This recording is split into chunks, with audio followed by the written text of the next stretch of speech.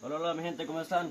Como pueden ver, hoy nos encontramos acá arreglando el jardín, que ya desde hace tiempo no lo habíamos arreglado por agarrar de café y todo eso. Entonces hasta ahorita lo estamos arreglando para que se ponga bien bonito.